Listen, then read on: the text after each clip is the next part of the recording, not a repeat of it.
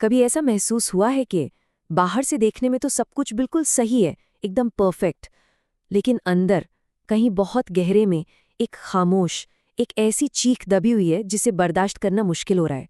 शायद ऐसा लगता होगा कि जिंदगी में वो सब कुछ तो कर लिया जो करने को कहा गया था, फिर भी अंदर से बिल्कुल खालीपन है। अगर ये बातें कहीं भी जानी पहचानी लग रही हैं ना, तो आज का ये विश्लेषण आपके दिल तक जरूर पहुंचेगा। तो आज इस सफर को हम 4 हिस्सों में देखेंगे। सबसे पहले तो ये समझेंगे कि ये खालीपन है क्या, जिसे हम फंक्शनल ज़ॉम्बी का नाम दे रहे हैं।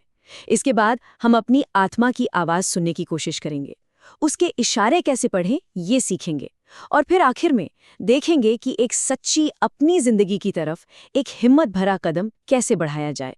तो चलिए शुरू करते हैं हमारे पहले पड़ाव से। ये फंक्शनल ज़ॉम्बी, आखिर ये है क्या चीज़?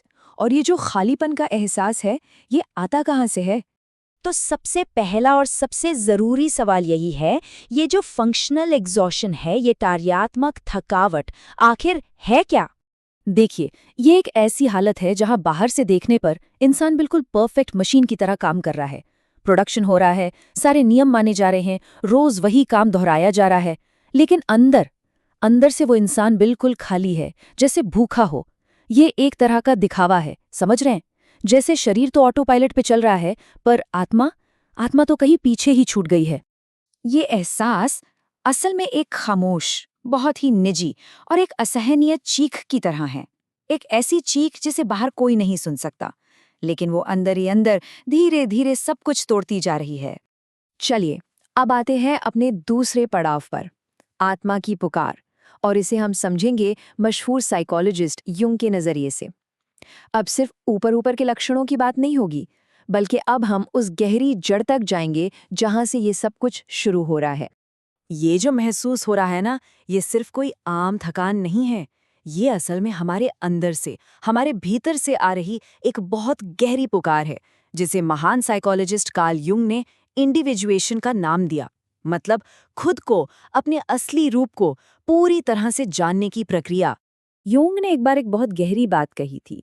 उन्होंने चेतावनी दी कि समाज के साथ घुलने मिलने की कोशिश एक असली बीमारी का रूप ले लेती है। जब वो आपको अपने सच्चे आप को, अपने ट्रू सेल्फ को छोड़ने पर मजबूर कर दे। और दोस्तों, यही यही इस पूरी थकावट की असली जड़ है। इसको ना जरा ऐसे समझते हैं। सोचिए, एक तरफ है हमारे सोशल मास्क्स, वो मुखौटे जो हमने दुनिया में जीने के लिए, लोगों को खुश रखने के लिए और फिट इन करने के लिए पहन रखे हैं।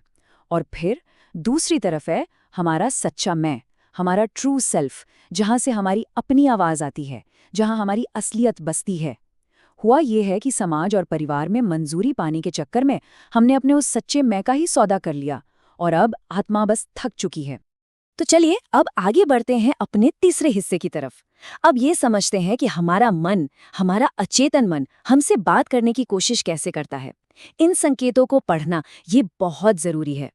होता क्या है कि जब हम अंदर की इस टकराव को, इस लड़ाई को नज़रअंदाज करते रहते हैं ना, तो हमारा मन, हमारी साइकी अपनी आवाज़ का वॉल्यूम और बढ़ा देती है। जो कहानी एक हल्की सी बेचैनी से शुरू हुई थी, वो अब एक गहरी निराशा या एक इमोशनल ब्रेकडाउन में भी बदल सकती है। तो ये जो लक्षण दिखते हैं, जैसे एंजाइटी, नींद ना आना, किसी चीज़ में मन ना लगना, गहरी निराशा, ये असल में प्रॉब्लम नहीं है। इनको प्रॉब्लम की तरह मत देखिए। ये तो रास्ते में लगे साइन पोस्ट हैं, मील के पत्थर हैं। ये हमें मजबूर करते हैं कि जरा रुको और अपनी जिंदगी के ढांचे पर सवाल उठाओ। ये असल में आगे का सही रास्ता दिखा रहे हैं। और फिर एक बहुत ही खूबसूरत चीज होती है, जिसे युंग ने सिंक्रोनिसिटी कहा है, मतलब मीनिंगफुल कोइंसिडेंस, सार्थक संयोग। कभी ऐसा हुआ है कि बिल्कुल सही किताब या कोई सही बातचीत या शायद इसी तरह का कोई कंटेंट ठीक उसी पल सामने आ गया जब उसकी सबसे ज्यादा जरूरत थी? ये सिर्फ एक इत्तेफाक नहीं है, ये हमारी आत्मा है जो अपने अंदर की कैद से बाहर निकलने का रास्ता ढूंढ रही है। तो एक प्रामाणिक, एक सच्ची जिंदगी की ओर जाने का रास्ता इन 3 कदमों से गुजरता है। स्टेप 1, पहले तो वजह को समझना। स्टेप 2, फिर उन संकेतों को पहचानना। और स्टेप 3, अपनी जिम्मेदारी को पूरी तरह से अपनाना। और यही बात हमें ले आती है हमारे आखिरी और शायद सबसे जरूरी पड़ाव पर, प्रामाणिकता की ओर एक छलांग, यानी रेडिकल रिस्पॉन्सिबिलिटी। या सबसे पहली और सबसे बड़ी बात जो समझनी है वो ये है कि इस भ्रम से बाहर निकलना होगा कि कोई बाहर से आके बचाएगा, कोई नहीं आ रहा। ये सुनने में शायद थोड़ा कठोर लगे, लेकिन ये एक ऐसी सच्चाई है जो आपको ताकत देती है। इसका मतलब है उस पुरानी कहानी को छोड़ देना जिसने आपको सेफ तो रखा पर खुश नहीं रहने दिया, दुखी बनाए रखा। हो सकता है इसका मतलब उस नौकरी को छोड़ना हो जो रोज आपकी आत्मा को निचोड़ रही है, या शायद उन रिश्तों से बाहर निकलना हो जहां आपको हमेशा खुद को छोटा महसूस करना पड़ता है। और हाँ, ये डरावना है, बिल्कुल है। डर लगेगा कि कहीं सब कुछ हाथ से निकल न जाए।